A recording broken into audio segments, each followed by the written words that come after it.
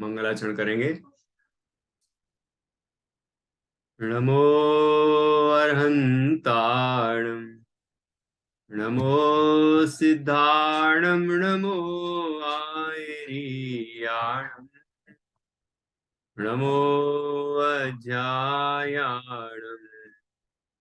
नमो ये सव्यसाहुणम्।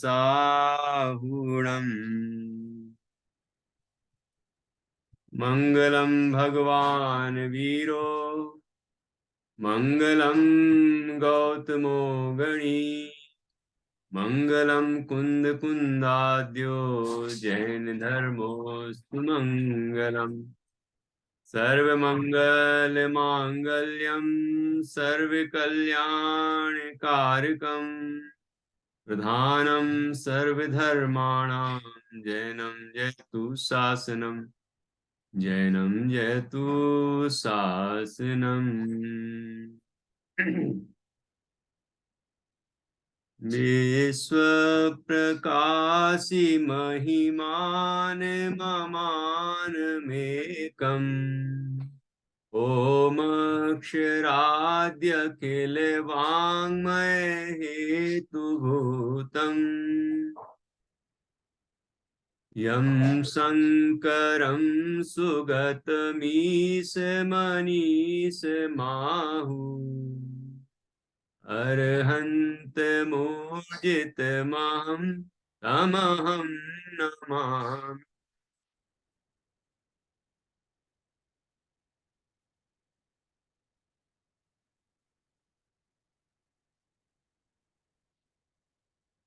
आचार्य श्री योगेंद्र देव द्वारा रचित यह अमृताशीति नामक ग्रंथ है।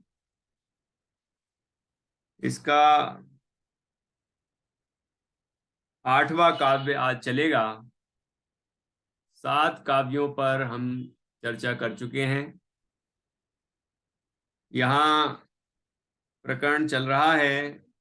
प्रारंभ में तो आचार्य ने जो जीव धन कमाने के लिए, लक्ष्मी को पाने के लिए, बाह्य सामग्रियों को पाने के लिए दौड़ा जा रहा था, कोई व्यापार के लिए, कोई नौकरी के लिए, तो कोई अन्य मजदूरी आदि के लिए, तो आचार्य ने कहा कि यदि तुम सोचते हो कि तुम्हें धन मिल जाएगा तो तुम सुखी हो जाओगे, तो पुण्य अनुष्ठान करो, क्योंकि पुण्य अनुष्ठान करोगे और पुण्य का बंध होगा तो उससे, उसका उदय आने पर तुम्हें धन संपदा वैभव सब प्राप्त हो जाएगा। तो इस तरह आचार्य ने पहले तो जीव को धर्म मार्ग में लगाया। फिर दूसरा बिंदु जो यहाँ पर बताया गया है कि आचार्य कहते हैं कि जो धन कमाने के लिए तुम श्रम करते हो, जो नौकरी करते हो या जो व्यापार आदि जो भी करते हो आजीविका के लिए, उस सब में कितना कष्ट होता है, कितना दुख होता है। तो जिस साधन से दुख प्राप्त हो वो साधन क्यों अपनाना। पुण्य अनुष्ठान करोगे, धर्म कार्य करोगे तो शांति मिलेगी, तो उससे अपने आप धन मिलेगा ही। अब तीसरे बिंदु पर आए आचार्य और ये कहा कि धन तुम्हें मिल भी जाएगा तो क्या होगा। धन को लक्ष्मी कहते हैं, और लक्ष्मी चंचल होती है, वह तुम्हें छोड़ के चली जाएगी। इतनी मेहनत करने के बाद भी यदि वो लक्ष्मी तुम्हें प्राप्त हो भी जाए और फिर वो चली जाए तुम्हें छोड़ के, तो ऐसी लक्ष्मी सफल कैसे हुई। ऐसी लक्ष्मी का क्या उपयोग है, क्या काम है जो हमें छोड़ के चली जाए। इतने श्रम से प्राप्त होने पर भी जो चली जाए, इतने कष्ट सहने के बाद भी जो चली जाए, उसका हम उसके लिए क्यों प्रयत्न करना है। तो आचार्य कहना चाह रहे हैं कि हमें मोक्ष लक्ष्मी के लिए प्रयत्न करना चाहिए, आत्मा का अनुभव करना चाहिए, उसी में सुख मिलेगा और उससे जो मोक्ष मिलेगा आत्मानुभव से, वही आनंददायी होगा, बाकी सब आनंद के कारण नहीं है। आगे अभी चर्चा आएगी अभी तो लक्ष्मी के बारे में ही बता रहे हैं, उसकी असारता बता रहे हैं, उसकी चंचलता बता रहे हैं। आगे बताया जाएगा जो लक्ष्मी से या धन से मिलने वाला जो विषय सुख है, वह भी सुख नहीं, वास्तव में दुख ही है। वो चर्चा आएगी अभी। ऐसे क्रम क्रम से आचार्य जीव को मोक्ष मार्ग में लगाना चाहते हैं, धर्म के मार्ग में लगाना चाहते हैं, जिससे जीव मोक्ष की प्राप्ति करे और सादी अनंत परम परम आनंद को प्राप्त करे। तो देखिए यहाँ 8वां काव्य है। इस 8वें काव्य में लक्ष्मी के और भी अवगुण बताए जा रहे हैं, दोष बताए जा रहे हैं। ठीक है, एक तो यहाँ पर दोष बताया था कल, बहुत महत्वपूर्ण, कि वह लक्ष्मी किसी योग्य पुरुष के पास नहीं रहती, अपने योग्य पुरुष को नहीं चाहती, है ना। वह उसको छोड़ के भी चली जाती, कैसे ही अयोग्य पुरुष भी मिल जाए, कैसा भी हो व्यक्ति, लेकिन उसके पास भी चली जाती है। देखते हैं हम, जो लोग पापी हैं, पांचों पापों में पारंगत हैं, व्यभिचारी हैं, भ्रष्टाचारी हैं, देशद्रोही हैं, और भी अनेक जो दुष्ट गुण, दुर्गुण जिनमें भरे पड़े हैं, उनके पास करोड़ों अरबों की संपदा है। तो इसका तात्पर्य क्या हुआ कि लक्ष्मी योग्य पुरुष को नहीं चाहती, कैसे ही चलेगा उसको, कैसे भी पुरुष के पास चली जाती। और लक्ष्मी के लिए उदाहरण बहुत सुंदर दिए थे। जो एक तो बहुत प्रसिद्ध उदाहरण है, वेश्या सम लक्ष्मी अति चंचल, या का कौन पत्यारा। लेकिन आचार्य ने अलग अलग ग्रंथों में दो और बहुत सुंदर उदाहरण दिए। दीप शिखा का उदाहरण दिया। जैसे दीप शिखा वह चंचल होती है, प्रति समय ऐसी हिलती रहती है, ऐसे ही ये संपदा भी चंचल होती है, कभी इसके पास, कभी इसके पास, कभी किसी के पास, अपने पास स्थिर नहीं रहने वाली है। और दूसरा अगला यहाँ पर जो उदाहरण दिया आचार्य ने, दीप शिखा का उदाहरण तो आत्मानुशासन ग्रंथ में आया था, और हरिवंश पुराण में आया हाथी के कान का उदाहरण।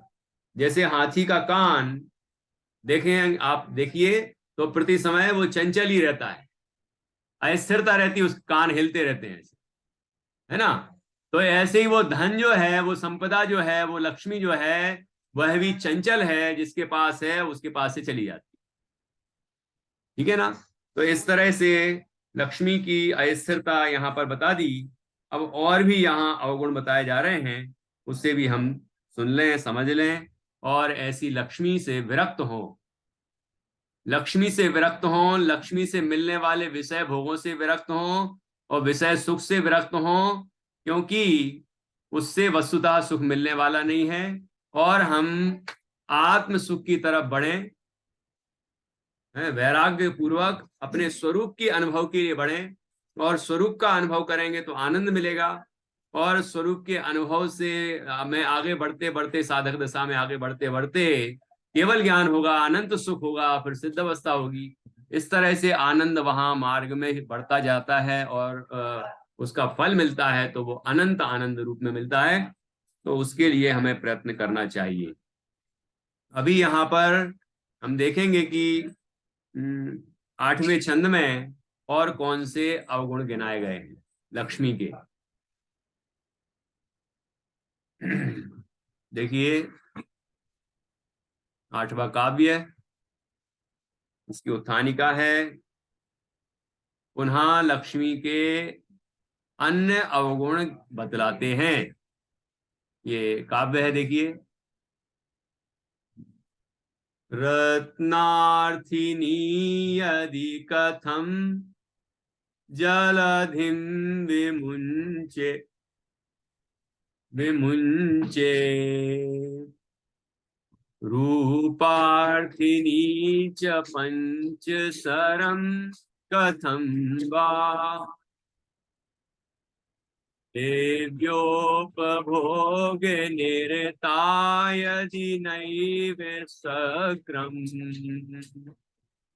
कृष्णाश्रयादवगता न गुणार्थिनी श्री, रत्नार्थिनी यदि कथम जलधिम विमुंचे, रूपार्थिनी च पंचसरं कथं वा देव्योपभोगनिरता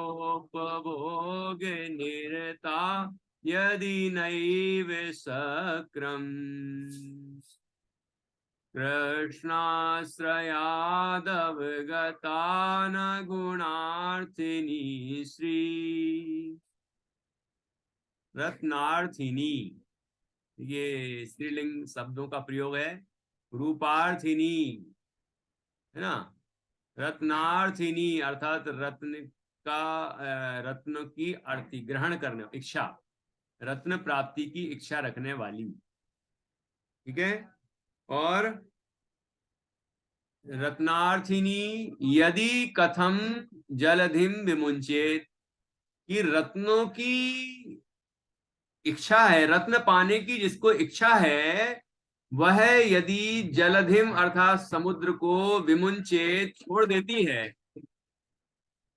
तो उसको क्या कहें बताओ। रत्न तो समुद्र के अंदर ही मिलेंगे ना, लेकिन वो समुद्र को छोड़ देती है। इसका तात्पर्य हुआ कि उसे से जो गुणमा जहां जो चीज मिलनी है, वहां जहां जो चीज मिलनी है वो उसको प्राप्त नहीं करना है ना। तो ऐसी चंचलता है, स्थिरता नहीं है। रत्नार्थिनी यदि कथम जलधिम विमुंचे रूपार्थिनी च पंचसरम कथम वा। रूपार्थिनी अर्थात रूप पाने की इच्छा जिसको है, ऐसी रूपार्थिनी होने पर भी, क्या मतलब, और रूपार्थिनी होने पर भी पंचसरम कथम वा, पंचसरम को, पंचसर अर्थात कामदेव को क्यों छोड़ती है। जब रूप पाना है तो रूपवान को नहीं छोड़ना चाहिए ना। जब रत्न चाहिए हैं तो रत्नवान को नहीं छोड़ना चाहिए ना, लेकिन फिर कैसे छोड़ देती है। दिव्योपभोग निरता यदि नैव सक्रम, कि दिव्य उपभोगों में जो निरत है, जो दिव्य दैवीय भोगोपभोग हैं, उनमें जो लीन है ना, या उसका रसिक है, यदि नैव सक्रम, तो उसे इंद्र को नहीं छोड़ना चाहिए। नैव शक्र का मतलब है इंद्र, इंद्र को नहीं छोड़ना चाहिए यदि दिव्य भोग में वह की कामना रखता है तो। क्योंकि इंद्र को छोड़ देगा तो इंद्र के सामीप्य से, सानिध्य से उसको कई ऐश्वर्य मिलेंगे। वो उसका उसका दूसरा नाम ऐश्वर्य भी है, इंद्र का अर्थ ऐश्वर्य है। तो ऐश्वर्य एवं भूतनय में आता ना उदाहरण, जो ऐश्वर्य को भोग रहा है। तो जो दिव्य भोगों को चाहता है वह ऐश्वर्यवान इंद्र को क्यों छोड़े। ठीक है ना। कृष्णाश्रयाद अवगता न गुणार्थिनी श्री, और इन सबको छोड़कर, इन सबको छोड़कर देखो, रत्नार्थी को छोड़ दिया, मतलब समुद्र को छोड़ दिया। रूपार्थिनी होने पर भी कामदेव को छोड़ दिया। दिव्य भोग में निरत होने पर भी इंद्र को छोड़ दिया। तो और किसका आश्रय लिया। कृष्णाश्रयात अवगता न गुणार्थिनी श्री, कि फिर कृष्ण का आश्रय लिया। कृष्ण विष्णु मानते ना, तो कृष्ण का आश्रय लिया। तो इससे क्या पता चलता है, श्री ने, श्री अर्थात लक्ष्मी, लक्ष्मी ने कृष्ण का आश्रय लिया। इससे पता चलता है कि वह गुणार्थिनी ना अवगता, वह गुणार्थिनी नहीं है, मतलब गुणों को ग्रहण करने वाली नहीं है। कृष्ण का आश्रय लिया। ठीक है ना। तो देखो, समुद्र को छोड़ा, कामदेव को छोड़ा, इंद्र को भी छोड़ दिया, और किसका आश्रय लिया जाके, कृष्ण का। कृष्ण रंग काले का अर्थ वाचक है, तो उसका आश्रय लिया। तो इससे क्या पता चलता है कि वो लक्ष्मी गुणों को नहीं चाहती, गुणवान व्यक्ति में एकनिष्ठ नहीं रहती, बल्कि वह कहीं भी जाती है, बल्कि दुर्गुण अवगुण वाले को ही पसंद करती है। यहाँ कृष्ण मतलब कृष्ण जी से नहीं है, यहाँ तात्पर्य ये प्रतीकार्थक है सब। यहाँ कहना चाह रहे हैं कि वह लक्ष्मी इतने इतने सुंदर और विशाल और महान और सब ऐश्वर्य संपन्न उन लोगों का आश्रय नहीं लेती, उनका आश्रय छोड़ छोड़ के वह एक कृष्ण का आश्रय लेती है, मतलब दुर्गुण अवगुणवान का आश्रय लेती है। इससे पता चलता है कि लक्ष्मी गुणार्थिनी नहीं है। जैसे कि अभी बताया था, जो भ्रष्टाचारी हैं, जो देश का धन, काला धन लेके भाग गए, जो ऐसे ऐसे बहुत सारी घटनाएं हम देश में सुनते हैं, तो ये सब इसके ये कृष्णाश्रय में आएंगे, कृष्ण कहलाएंगे। तो वो लक्ष्मी ने किसका आश्रय लिया? ऐसे ऐसे व्यक्ति का आश्रय लिया। ऐसे लक्ष्मी ऐसे लोगों के साथ चली गई, है ना, और अपने साथ नहीं आई। देश में अनेक गुणवान लोग हैं, विद्वान लोग हैं, सज्जन लोग हैं, लेकिन उनका आश्रय नहीं लिया उसने। किसका? वो तो अभाव में जी रहे हैं, लेकिन आश्रय लिया तो किसका लिया? कि जो जो दुर्गुणों से संपन्न है। ठीक है ना? इससे पता चलता है कि लक्ष्मी को गुण पसंद नहीं है, वह अवगुण को पसंद करती है। इससे पता चलता है कि ऐसी लक्ष्मी को पाने के लिए अपना जीवन समर्पित नहीं करना चाहिए। आजकल तो लोग कहने लगे कि धन ही 11वां प्राण है। 10 प्राण तो अपने शास्त्रों में बताए ही है ना। 5 इंद्रियां, 5 इंद्रियां, आयु, श्वासोच्छ्वास, और 3 बल, मन बल, वचन बल, काय बल, ये तो 10 प्राण होते हैं। लेकिन लोग मानते हैं 11वां प्राण क्या? कि धन। कोई कहता है 11वां प्राण अन्न, अनाज, है ना। लेकिन आजकल के जमाने में, पहले तो कहते थे लोग अनाज को 11वां प्राण कहते थे, लेकिन आजकल के जमाने में कहने लगे कि 11वां प्राण है धन। धन वो नहीं जाना चाहिए, कहते चमड़ी जाए पर दमड़ी ना जाए। ऐसी स्थितियां, ऐसे उदाहरण ये कहां से निकलते, कहावतें कहां से आती हैं? कि लोगों की प्रवृत्तियों से ये पैदा होती है। ठीक है ना। तो ये बात यहाँ आचार्य कह रहे हैं, इससे हमें शिक्षा लेना चाहिए कि ऐसी संपत्ति, ऐसी धन, ऐसे ऐसे लक्ष्मी के पीछे हमें बिल्कुल नहीं भागना चाहिए। अब बताओ, भक्तामर स्तोत्र के आखिरी काव्य में लक्ष्मी शब्द का प्रयोग है, और बिल्कुल स्पष्ट अर्थ है कि मोक्ष लक्ष्मी की बात है, लेकिन फिर भी लोगों को लक्ष्मी में वही धन दिखता है। इतने बार पाठ कर लो तो इतना धन आएगा, ये काव्य पढ़ोगे तो ये हो जाएगा, ये काव्य पढ़ोगे तो ये हो जाएगा। अरे सभी काव्य पढ़ोगे, सभी में से कोई भी पढ़ोगे तो तुम्हें पुण्य तो मिलेगा ही। भगवान जैसे जैसे गुण हैं भगवान के, वैसे गुण अपने अंदर प्रकट हो जाएंगे। जैसे 10वां काव्य बताता है कि भगवान की भक्ति करने वाला यदि स्वयं भगवान बन जाए तो इसमें कोई आश्चर्य की बात नहीं है। तो प्रत्येक काव्य भगवान बनाने वाला है, इसलिए इसको हल्के में नहीं लेना चाहिए। ये अपमान करते हैं लोग भक्तामर महान स्तोत्र का, जो कहते हैं कि धन मिलेगा, कि रूपवान हो जाएंगे, कि बीमारियां ठीक हो जाएंगी, कि पता नहीं क्या क्या कहते हैं।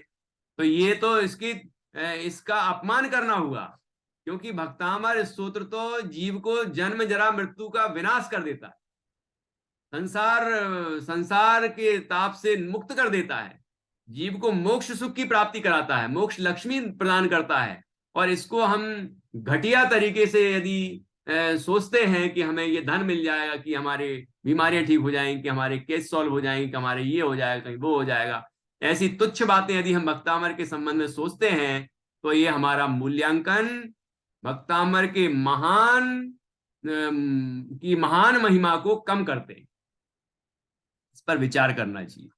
तो भक्तामर स्तोत्र भी मोह रूपी अंधकार को दूर करने वाला है, ये आया है उसमें। केवल ज्ञान आदि वितरागता इन सब गुणों को प्रकट करने वाला है, जीव को मोक्ष लक्ष्मी प्रदान करने वाला है ना। और भक्तामर स्तोत्र तो ऐसा है कि जिसका पाठ करने से जीवों को भय ही नहीं होता, है ना। और कोई ऐसा नहीं कि इस छंद से ऐसा होता है, इस छंद से ऐसा होता है, सभी छंदों से सब कुछ होता है। ठीक है ना। इन भगवान से ये होता है, इन भगवान से ये होता है, नहीं, प्रत्येक भगवान के आश्रय से सब कुछ होता है। तो पर्टिकुलराइज नहीं करना चाहिए, किसी भगवान को एक डिपार्टमेंट नहीं देना चाहिए कि ये शनि दूर करते हैं, कि ये ग्रह दूर करते हैं, तो ये क्या इनकी आश्रय, इनकी पूजा आराधना से बाल बच्चे होते हैं, इनके पूजा आराधना से रक्षा होती है, और पता नहीं इनकी आराधना से शांति मिलती है, अशांति दूर होती है। ऐसे कुछ ना कुछ हमने डिपार्टमेंट बांट दिए, ये गलत है। सभी भगवंत समान रूप से जीवों को फल देने वाले। ठीक है ना। जिन भी तीर्थंकर का आप स्तवन करेंगे, आपके पाप दूर होंगे, पुण्य की प्राप्ति होगी, और उन जैसे अपने स्वरूप का अनुभव करने पर मोह अंधकार दूर होगा, और हम स्वयं भगवान बन जाएंगे। ये भक्तामर स्तोत्र में ही कहा है। हमने एक एक काव्य पर गहराई से चर्चा की है पहले, ये हमारा हो चुका है, यूट्यूब पर है। तो कहने का मतलब ये कि हमें इन सब पर अच्छी तरह से विचार करना चाहिए। तो यहां देखिए, यहां क्या कहा कि वह धन कृष्णाश्रय करता है ना, वो लक्ष्मी कृष्ण का आश्रय करती है। इससे पता चलता है कि वह अवगुण को ही पसंद करती है। देखिए, उत्थानिकाय पुनः लक्ष्मी के अन्य अवगुण बतलाते हैं। वह लक्ष्मी यदि रत्नों की इच्छा रखती थी तो उसने जलधिम अर्थात रत्नाकर समुद्र को क्यों छोड़ा? रत्न चाहिए थे तो समुद्र को क्यों छोड़ा, जबकि रत्न तो समुद्र में ही होते हैं। और यदि वह रूप रूप सौंदर्य की अभिलाषणी थी, उसको रूप सौंदर्यवान व्यक्ति चाहिए था, तो वह फिर कामदेव को क्यों छोड़ा उसने? यदि दिव्य भोगोपभोगों की रसिका थी, तो इंद्र का साथ नहीं छोड़ना चाहिए था, किंतु उसने इन सब का साथ छोड़कर कृष्ण का संग स्वीकार किया। इससे यह सुस्पष्ट है कि उक्त लक्ष्मी गुणों को नहीं चाहती है। ठीक है, टीका। उक्त लक्ष्मी यदि पद्म रागादि अमूल्य मणियों में निरत रहती तो रत्नाकर को नहीं छोड़ती। यदि सुंदर रंग रूप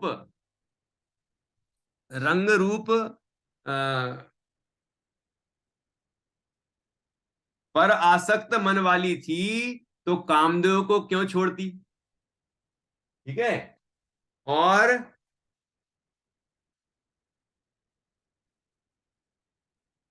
अथवा कल्प वृक्ष से उत्पन्न दिव्य भोग और भोग उपभोग में मग्न रहने का आग्रह था, तो उसे देवेंद्र का साथ नहीं छोड़ना था। ठीक है ना। किंतु कृष्ण का आश्रय लेने से यह जान लिया गया है कि वह लक्ष्मी गुणों को चाहने वाली नहीं है। भावार्थ, कलिकाल में मुख्यतः गुणहीन व्यक्ति ही धनवान है, यह तात्पर्य है। ये भरत चक्रवर्ती और सम्राट चंद्रगुप्त के स्वप्नों का फल भी यह बताया गया था। और पद्म पुराण में जो शत्रुघ्न, चौथे भाई शत्रुघ्न थे ना, उनके संबंध में मुनराज ने कलयुग के बारे में जो कुछ बताया था, वो सब भी इस बात को सूचित करता है। ये स्वप्न में आया था, उसका फल बताया गया कि अ, गुणवान लोग, विद्वान लोग धन रहित होंगे, निर्धन होंगे, और जो पापी होंगे, छल कपटी होंगे, बेईमान होंगे, उनके पास धन रहेगा। वही आप देख रहे हैं कि नहीं देख रहे हैं? तो ये लक्ष्मी का ऐसा ही स्वरूप है, ये यहां पर बताना चाहते हैं। ठीक है, कली काल में मुख्यतः गुणहीन व्यक्ति ही धनवान है, यह तात्पर्य है। ठीक है ना। मुख्यतः, मुख्यतः का तात्पर्य क्या हुआ? मुख्य रूप से। इसका मतलब ये नहीं कि जो गुणवान है उनके पास धन होगा ही नहीं, ऐसा नहीं कहना चाह रहे हैं। क्योंकि कई गुणवान लोग भी होंगे, पुण्यशाली होंगे, है ना, उनके पास भी धन है, अच्छी भावनाएं हैं उनकी। लेकिन ज्यादातर देखा गया है कि जो गुणहीन हैं, पापी हैं, व्यभिचारी हैं, दोषपूर्ण हैं, उनके पास धन बहुत। ठीक है ना। यही बात यहां पर बताई है, लक्ष्मी का ये दुर्गुण है, इसलिए ऐसी लक्ष्मी को हमें बिल्कुल नहीं चाहना चाहिए। विशेष, पिछले छंद में पात्रे रति स्थिरतया न गता कदाचित, इस वाक्यांश में यह संकेत दिया किया था कि लक्ष्मी की प्रकृति चंचलता की है। आप लोग पढ़ेंगे, महिमा पढ़िए। पिछले छंद में पात्रे रति स्थिरतया न गता कदाचित, इस वाक्यांश में यह संकेत किया था कि लक्ष्मी की प्रकृति चंचलता की है तथा वह किसी भी सुपात्र के पास अधिक समय तक नहीं टिकती। उसी का विस्तार करते हुए प्रस्तुत छंद में उसके द्वारा अनेक सुपात्रों को बिना किसी ठोस आधार के मात्र चापल्य प्रकृति के कारण छोड़ना तथा अंत में कली काल में काले मन वाले अर्थात दुष्ट प्रवृत्ति वाले लोगों के प्रति उसका रुझान होना बताया गया है। यहाँ कृष्ण पद व्यक्ति विशेष का ससूचक न होकर कृष्ण लेशिया या कलुषित चरित्र का प्रतीक है। अतः यह सुस्पष्ट है कि सुपात्रों को कली काल में लक्ष्मी मिलने वाली नहीं है। अतः भौतिक लक्ष्मी के पीछे सज्जनों को नहीं भागना चाहिए, बल्कि ज्ञान रूपी लक्ष्मी की प्राप्ति के लिए निज गायक परमात्मा का आश्रय लेना चाहिए। कली काल में लक्ष्मी की बहुलता उसी प्रकार पाप बहुल जीवों की होती है, जैसे कि वर्षा काल में बहुत भरे सरोवर का जल गंदा ही होता है। संपत्ति की अनित्यता तथा संयोगों की वियोग परता अनेक शास्त्रों में वर्णित है। आदि पुराण में तो क्षण भंगुरता लक्ष्मी की तुलना विष की वल्लरी से की गई है। विष वल्ली निभा भोग सपदो भंगी जीवितम। हरिवंश पुराण में इसे हाथी के कान के समान चंचल कहा गया है। लक्ष्मी के दुर्गुण अन्यत्र भी कहे गए हैं। हे लक्ष्मी, क्षणे क्षणे के स्वभाव चपले मूढ़े च पापे धमे न त्वा चोत्तम पात्र मिच्छसी खले प्रायेण। हे लक्ष्मी, हे लक्ष्मी क्षणिके स्वभाव चपले, मूढ़े च पापे धमे ना त्वं चोत्तम पात्रमीक्षसि खले प्रायेण दुश्चारिणी।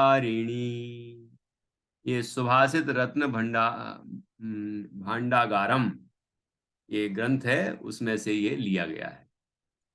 तो देखिए यहाँ पर ये हरिवंश पुराण का उदाहरण फिर से आ गया। हाथी के कान के समान चंचल कहा गया है। और एक बात और जोड़ लीजिए, जो उदाहरण पिछले हैं उसमें, कि इसे बिस की बेल कहा गया है। बिस की बल्लरी, बल्लरी मतलब बेल, कि जो इसका आश्रय लेगा वो पाप के कीचड़ में उतरेगा ही। जैसे यहाँ पर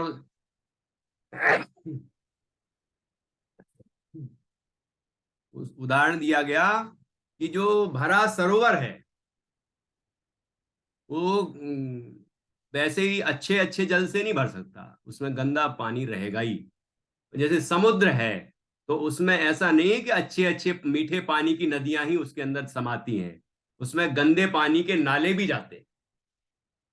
है ना, गंदा पानी भी जाता है। ऐसे ही कोई व्यक्ति बहुत धनवान है तो ऐसा नहीं समझना चाहिए कि बिल्कुल पूरा ईमानदार है, सच्चा है, गुणवान है, सब है। कि कहीं ना कहीं पाप तो उसमें होता ही है ना, पाप तो उसमें होता ही है। इसलिए ऐसे जिसके लिए पाप करना पड़े ऐसी लक्ष्मी को हमें नहीं चाहना चाहिए। और वह लक्ष्मी जब हमारे पास रहे भी नहीं तो ऐसी लक्ष्मी को इतने इतने प्रयत्न से पाने से क्या लाभ कि जो छोड़ के चली जाए। ठीक है ना। और जो गुणवान व्यक्तियों को, सच्चों सच्चे ईमानदार जो बढ़िया लोग हैं, ये न्याय से कमाओ, विवेक से खर्च करो और संतोषी रहो, ऐसी प्रकृति रखने वाले जो लोग हैं उनके पास वो रहती नहीं। वो किसके पास रहेगी? काले मन वाली। यहाँ कृष्ण शब्द काले मन वाले या कृष्ण लेस्या का प्रतीक है। तो ऐसे लोगों के आश्रय में वह रहती है। इससे पता चलता है कि जो सच्चाई और ईमानदारी की राह पर चलने वाले लोग हैं उनके पास यह संपत्ति रहेगी नहीं, ये लक्ष्मी उनका आश्रय लेगी नहीं। इसलिए हमें सच्चाई की राह पर चलना है, हमें अपने कल्याण के मार्ग में चलना है। इसलिए हमारे पास तो वो आने वाली है नहीं, इसलिए व्यर्थ में पाप क्यों करना उसके लिए। तो उसका आश्रय छोड़ना है हमें, उसकी आसक्ति छोड़ना है हमें और मोक्ष मार्ग में चलना है और अपने स्वभाव का आश्रय लेना है। तो ये शिक्षा यहाँ पर दी गई है।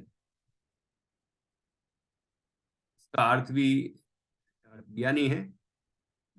हे लक्ष्मी क्षणिके स्वभाव चपले, मूढ़े चपापे धमे। कि जो स्वभाव से चपल चंचल चित्त वाली है, और दूसरा जो मूढ़ हैं, जो पापी हैं, अधम हैं, उनका जिस जो आश्रय लेती है। और ना त्वम चोत्तम पात्र मिच्छसी, और जो उत्तम पात्र की इच्छा बिल्कुल नहीं करती है, अर्थात उत्तम पात्र के पास नहीं जाती है, उसमें संतुष्ट भी नहीं रहती है, स्थिर भी नहीं रहती है। खले प्रायण दुश्चारिणी, वह जो खल हैं, दुर्गुणवान हैं, उनका ही आश्रय लेती है प्रायः। इसलिए वह दुष्चरित्रवान है, दुष्चरित्रवती है। ऐसी दुष्चरित्रवती लक्ष्मी, धन संपदा, ये वैभव, इसका हमें आश्रय नहीं करना चाहिए, इसकी चाहत नहीं करना चाहिए। ये शिक्षा यहाँ पर दी गई है।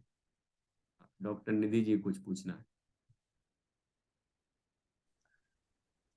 एक मिनट भैया जी, पेज सेकंड पेज में वो बीच वाला पैराग्राफ है ना, अ, इसमें लिखा है कलिकाल में लक्ष्मी की बहुलता। तो हम्म ऐसा क्यों होता है कि अ, पापी लोगों के पास लक्ष्मी चली जाती है, ऐसा क्यों बोला है? सुपात्रों को कलिकाल में लक्ष्मी मिलने वाली नहीं है, काले मन वालों को, कलुषित चित्त वालों को मिलने वाली है। ऐसा क्यों? तो आपका ये जो प्रश्न है इसका उत्तर ये है, ये नहीं समझना चाहिए कि कोई पाप करेगा तो उसको धन मिलेगा, ये नहीं कहना चाह रहे, क्योंकि पाप का फल धन है ही नहीं, पाप का फल अनुकूलता है ही नहीं। क्योंकि वो तो पहले ही कह दिया, पुण्य के बिना हमारे इच्छित पदार्थ की प्राप्ति हमें नहीं हो सकती। तो फिर क्या कहना चाह रहे हैं कि पूर्व में बांधा हुआ किसी का पुण्य है, वो वर्तमान में उदय में आ रहा है, तो उससे वो धनवान है। लेकिन नया क्या बांध रहा है? नया तो पाप बांध रहा है। धन कमाने में भी पाप बांध रहा है, उसको भोगने में भी पाप बांध रहा है, उसके संग्रह में पाप बांध रहा है। तो उसको कहते हैं पापानुबंधी पुण्य। ये पुण्य, पुण्य तो है वो, पुण्य का उदय तो है, लेकिन वो बंध करा रहा है पाप का। तो इसको कहते हैं पापानुबंधी पुण्य। कि पुण्य का उदय आ रहा है लेकिन बांध रहा है नया पाप। इसलिए इससे हमें सशंकित नहीं होना चाहिए कि जिनके मन में कलुषता है उनके पास ही धन संपदा क्यों है, सज्जनों के पास क्यों नहीं है, पुण्यवानों के पास क्यों नहीं है, जबकि पुण्य के कारण फल में तो धन संपदा मिलनी चाहिए, तो उनको तो मिल नहीं रही, लेकिन जो पापी हैं उनको मिल रही है। ऐसा क्यों? तो ये वर्तमान का फल नहीं समझना चाहिए कि वर्तमान में जो पुण्य कर रहा है तो उसका फल ये है ना, कि वो उसको वो निर्धन है। और जो वर्तमान में पाप कर रहा है तो उसका फल वो धन संपदा मिल रही है, तो वो नहीं समझना चाहिए। ये पूर्वकृत पाप का उदय आ रहा है तो वो इतने सब कुछ करने पर भी निर्धन है, और वह इतना सब पाप करने पर भी धनवान है, क्योंकि पूर्व का उदय उसको आ रहा है, पुण्य का। ऐसा हमें अच्छी तरह से समझना चाहिए, ठीक है ना। अब एक बार फिर से जुड़ना पड़ेगा। चलिए प्रश्न। मैं यहाँ ऐसा कहूंगी, हम्म। पुण्य का उदय है, उनके पास लक्ष्मी आ रही है जो अवगुण है, तो उसको हम पुण्यानुबंधी पाप कहेंगे ना। पुण्य है तो पाप बांध रहा है, पूर्व बंधा पुण्यानुबंधी बंधा पाप हुआ। नहीं, हाँ देखो दो होते हैं, हाँ, पापानुबंधी पुण्य पुण्य, हाँ, और पुण्यानुबंधी अनुबंधी पाप। पापानुबंधी पुण्य और पुण्यानुबंधी पुण्यानुबंधी पाप। पुण्यानुबंधी पाप। पुण्यानुबंधी